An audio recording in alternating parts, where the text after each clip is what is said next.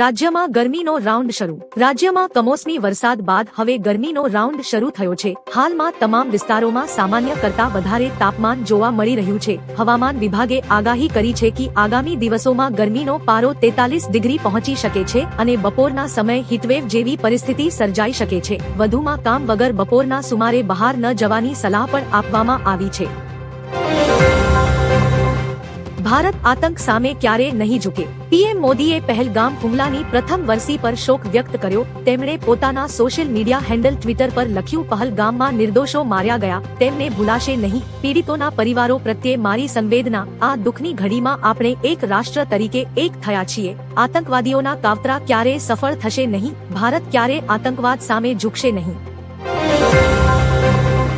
કેદારનાથ ધામના દ્વાર ખુલતા જ શ્રદ્ધાળુઓ ઉમટ્યા। બાબા કેદારનાથના દર્શનની આતુરતાનો અંત આવ્યો છે। ગઈકાલે 22 એપ્રિલે સવારે 8 વાગ્યે વૈદિક મંત્રોચ્ચાર અને વિધિ વિધાન સાથે કેદારનાથ ધામના કપાટ શ્રદ્ધાળુઓ માટે ખોલી દેવામાં આવ્યા છે। આ ખાસ પ્રસંગે મંદિરને ક્વિન્ટલ બંધ ફૂલોથી ભવ્ય રીતે સજાવવામાં આવ્યું હતું। ઉત્તરાખંડના સીએમની હાજરીમાં હજારો ભક્તોએ બાબાના પ્રથમ દર્શનનો લાભ લીધો। આ સાથે જ ચારધામ યાત્રાનો વિધિવત પ્રારંભ થયો છે। બંગાળમાં નહીં બનવા દઈએ બાબરી મસ્જિદ। પશ્ચિમ બંગાળ ચૂંટણી પહેલા કેન્દ્રીય ગૃહમંત્રી અમિત શાહે એક મોટું નિવેદન આપ્યું છે, જેમાં તેમણે કહ્યું કે બંગાળમાં બાબરી મસ્જિદ જેવી કોઈ પણ સંરચના બનવા દઈશું નહીં। મમતા બેનર્જી અને હુમાયું કબીર પર નિશાન સાધતા તેમણે આરોપ લગાવ્યો કે આ યોજના રાજકીય એજન્ડાનો ભાગ છે। ચૂંટણી બાદ સત્તા બદલાતા ભાજપ આવી યોજનાઓ પર રોક લગાવશે। આ નિવેદન બાદ બંગાળમાં રાજકારણ ગરમાયું છે। ગુજરાત આવી રહેલા જહાજ પર હુમલો, કબજો કરીને લઈ ગયું ઈરાન। આઈઆરજીસીએ સ્ટ્રેટ ઓફ હોર્મુઝમાં 2 જહાજો એમએસસી ફ્રાન્સાસ્કા અને એપામિનોડોસને જપ્ત કર્યા છે। એપામિનોડોસ હોર્મુઝથી ગુજરાતના કંડલા તરફ આવી રહ્યું હતું। આ પહેલા પણ 3 જહાજો પર ગોળીબારની ઘટનાઓ બની હતી। અમેરિકાએ પણ પોતાના રાજદ્વારી પ્રવાસો સ્થગિત કરી દીધા છે। જહાજોના ક્રૂ સાથે હજુ સંપર્ક થઈ શક્યો નથી। આ ઘટનાથી આંતરરાષ્ટ્રીય વેપાર માટે ચિંતા વધી છે।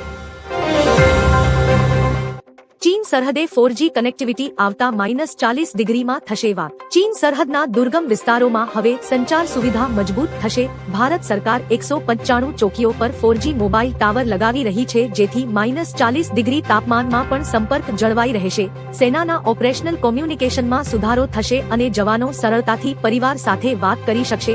સંચાલન માટે 500 થી વધુ જવાનોને ખાસ તાલીમ આપવામાં આવશે। સુરક્ષા વ્યવસ્થા વધુ સજ્જ અને આધુનિક બનશે। હજુ 25-30 વર્ષ કોંગ્રેસનો મેળ નહીં આવે। ખેડા જિલ્લાના માત્રમાં ભાજપ પ્રદેશ પ્રમુખ જગદીશ વિશ્વકર્માએ વિકાસ સંકલ્પ સભા સંબોધી હતી। તેમણે કોંગ્રેસ પર આકરા પ્રહારો કરતા કહ્યું કે એક સમયનો કોંગ્રેસનો મજબૂત ગઢ હવે ધીમે ધીમે કમજોર બની રહ્યો છે। વિશ્વકર્માએ જણાવ્યું કે ખેડા જિલ્લામાં 374 માંથી 47 બેઠકો ભાજપે બિનહરીફ જીતી છે। તેમણે કહ્યું કે આગામી 25-30 વર્ષ સુધી કોંગ્રેસનો મેળ નહીં આવે અને શેખચિલ્લીના સપના ન જોવા જોઈએ। લાયસન્સના નિયમોમાં ફેરફાર। ગુજરાતમાં મોટર વ્હીકલ એક્ટમાં કેન્દ્ર સરકારના જન વિશ્વાસ બિલ અંતર્ગત મહત્વના ફેરફારો કરવામાં આવ્યા છે। નવા નિયમો મુજબ ડ્રાઇવિંગ લાયસન્સ એક્સપાયર થયા બાદ પણ 1 મહિના સુધી માન્ય રહેશે। વાહન રજીસ્ટ્રેશન રદ કરવાની મુદત 14 દિવસથી વધારીને 30 દિવસ કરવામાં આવી છે। વાહન વેચાણમાં વીમા ટ્રાન્સફર માટે 1 મહિનાનો સમય મળશે। અકસ્માત વળતરની અરજી માટેની મર્યાદા 6 મહિનાથી વધારીને 1 વર્ષ કરવામાં આવી છે। મલ્લિકાર્જુનના વિવાદિત નિવેદન બાદ વિવાદ। કોંગ્રેસ પાર્ટીના રાષ્ટ્રીય અધ્યક્ષ મલ્લિકાર્જુન ખડગેએ દેશના પ્રધાનમંત્રી નરેન્દ્ર મોદીને લઈને એક મોટું નિવેદન આપ્યું હતું, જેના કારણે રાજકીય વિવાદ ઉભો થયો છે। જણાવીએ કે મલ્લિકાર્જુન ખડગેએ પીએમ મોદીને આતંકવાદી કહ્યા હતા, જે બાદ ભારતીય જનતા પાર્ટીએ આ નિવેદનની આકરી ટીકા કરી હતી। ભાજપે કહ્યું કે કોંગ્રેસે અત્યાર સુધીમાં પીએમને 175 ગાળો આપી છે, તેમને માફી માંગવી જોઈએ। લગ્ન માટે ગેસ સિલિન્ડર બુક કરાવતા પહેલા જાણો ગાઈડલાઈન। હાલમાં લગ્નની સિઝન ચાલી રહી છે, જે માટે સરકારે લગ્નની રસોઈમાં વપરાતા ગેસ સિલિન્ડરને લઈને એક ગાઈડલાઈન બહાર પાડી છે। સરકારની ગાઈડલાઈન પ્રમાણે હંમેશા બ્લુ રંગના કોમર્શિયલ ગેસ સિલિન્ડરનો ઉપયોગ કરવો જોઈએ। 14 કિલોનો ગેસ સિલિન્ડર તપાસ દરમિયાન મળી આવશે તો તેના પરિણામે ભારે દંડ અને કાનૂની કાર્યવાહી થઈ શકે છે। લગ્નના 15 દિવસ પહેલા તમારે ગેસ એજન્સીનો સંપર્ક કરવો પડશે। ગેનીબેનની ગૌતમ અદાણીને ચેલેન્જ। સ્થાનિક સ્વરાજ્યની ચૂંટણીની તારીખ હવે નજીક આવી રહી છે। જેને લઈને દરેક નેતાઓ સભાઓ કરી રહ્યા છે. ત્યારે તાજેતરમાં મુરીના માનપર ગામે કોરી ઠાકોર સમાજ દ્વારા એક ભવ્ય મહાસંમેલનનું આયોજન કરવામાં આવ્યું હતું, જેમાં બનાસકાંઠા ગેનીબેન ઠાકોરે ભાજપ સામે આકરા પ્રહારો કર્યા હતા. સાથે જ તેમને ગૌતમ અદાણીને પણ ચૂંટણી લડવા માટે પડકાર ફેંક્યો હતો. વધુમાં અદાણી બનાસકાંઠાના ના છે અને ચૂંટણી લડવા માટે કહ્યું હતું. કાં તો ચોખ્ખા હોવા જોઈએ કે પછી લુખ્ખા હોવા જોઈએ. સ્થાનિક સ્વરાજ્યની ચૂંટણી આડે હવે ગણતરીના દિવસો બાકી છે. જેમ જેમ ચૂંટણી નજીક આવી રહી છે તેમ તેમ દરેક પાર્ટીઓ એકબીજા પર નિશાન સાધી રહી છે. જો કે આ વચ્ચે પાટણના એમએલએ કિરીટ પટેલે સરકાર પર આકરા પ્રહારો કર્યા છે. કિરીટ પટેલ દ્વારા આપેલા એક નિવેદનમાં તેમણે કહ્યું કે કાં તો માણસ ચોખ્ખો હોવો જોઈએ કે પછી લુખ્ખો હોવો જોઈએ. આ નિવેદન બાદ રાજકારણમાં ગરમાવો આવી ગયો છે. ડીએસી કોડ વગર નહીં મળે ગેસનો બાટલો. ઓઇલ કંપનીઓએ હાલમાં રાંધણ ગેસ સિલિન્ડર સંલગ્ન નિયમમાં ફેરફાર કર્યો છે. હવે ડીએસી નંબર વગર ગેસ સિલિન્ડરની ડિલિવરી થશે નહીં. હવે તમારા મનમાં પ્રશ્ન હશે કે આ ડીએસી નંબર એટલે શું? તો જણાવીએ કે ડીએસી નંબર એક ઓટીપી કોડ જેવો હોય છે. જ્યારે તમે ગેસ સિલિન્ડરનું બુકિંગ કરો તો ગેસ કંપની તરફથી તમને રજિસ્ટર્ડ મોબાઈલ નંબર પર એક કોડ મોકલવામાં આવે છે, જે ડિલિવરી સમયે તમારે એ કોડ જણાવવો જરૂરી હોય છે. પહલગામ વરસી પર પીએમ મોદીની શ્રદ્ધાંજલિ. વડાપ્રધાન નરેન્દ્ર મોદીએ પહલગામ આતંકી હુમલાની પ્રથમ વરસી પર નિર્દોષ પીડિતોને ભાવભીની શ્રદ્ધાંજલિ અર્પી છે. સોશિયલ મીડિયા પર તેમણે લખ્યું કે ગત વર્ષના આ ભયાનક હુમલાને દેશ ક્યારેય ભૂલશે નહીં. ભારત આતંકવાદ સામે ક્યારેય ઝૂકશે નહીં અને નિર્દોષોનું બલિદાન એળે નહીં જાય. દુઃખની આ ઘડીમાં સમગ્ર રાષ્ટ્ર પીડિત પરિવારો સાથે એકજૂથ છે. આતંકવાદીઓના નાપાક મનસૂબા ક્યારેય સફળ નહીં થાય. નશાની હાલતમાં શિક્ષક ઝડપાયો. શિક્ષણ જગતમાં એક શર્મસાર કરતી ઘટના સામે આવી છે. મોડાસાની અમલાઈ જૂથ પ્રાથમિક શાળામાં ચાલુ નોકરી દારૂ પીધેલી હાલતમાં શિક્ષક ઝડપાયો છે. આ શિક્ષણનું યશવંત કડિયા હોવાનું સામે આવ્યું છે અને આ શિક્ષણ ધોરણ 1 ના બાળકોને ભણાવે છે. નશાની હાલતમાં શિક્ષક શાળામાં આવતા અન્ય શિક્ષકો દ્વારા પોલીસને જાણ કરી હતી, જે બાદ પોલીસ શાળામાં પહોંચી શિક્ષકની અટકાયત કરી આગળની કાર્યવાહી હાથ ધરી છે. યુદ્ધની અસરથી ખાતર ઉત્પાદનમાં 25% ઘટાડો. ઈરાન અમેરિકા યુદ્ધને કારણે ભારતનું ખાતર ઉત્પાદન માર્ચ 2026માં 24% ઘટ્યું છે.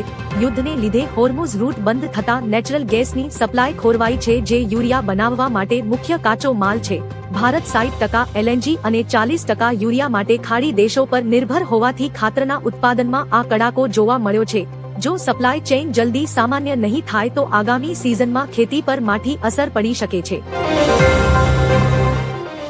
મમતા બેનર્જીની વિદાય નક્કી છે. પશ્ચિમ બંગાળ વિધાનસભા ચૂંટણીનો પ્રથમ તબક્કો 23 એપ્રિલ અને બીજો તબક્કો 29 એપ્રિલ પહેલા બીજેપી ઉમેદવાર દિલીપ ઘોષે પાર્ટીની જીતનો વિશ્વાસ વ્યક્ત કર્યો છે. તેમણે કહ્યું કે તૃણમૂલ કોંગ્રેસનો સમય ખતમ થઈ ગયો છે અને મમતા બેનર્જીની વિદાય નક્કી છે. દિલીપ ઘોષે દાવો કર્યો કે કેન્દ્રીય દળોની તૈનાતીથી મતદાતાઓ ભય વગર મતદાન કરશે.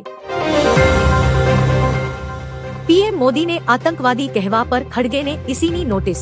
ઈસીએ કોંગ્રેસ અધ્યક્ષ મલ્લિકાર્જુન ખડગેને નોટિસ પાઠવી છે. ભાજપે ફરિયાદ કરી હતી કે ખડગેએ ચેન્નઈમાં પ્રચાર દરમિયાન પીએમ મોદીને આતંકવાદી કહ્યા હતા. ખડગેએ સ્પષ્ટતા કરતા કહ્યું કે મારો મતલબ એ હતો કે મોદી લોકો અને પક્ષોને ધમકાવે છે. અમિત શાહે દમદમમાં રેલીમાં કહ્યું કે ખડગેની ભાષા બગડી ગઈ છે, પરંતુ મોદીને જેટલી ગાળો આપશો કમળ તેટલું વધુ ખીલશે.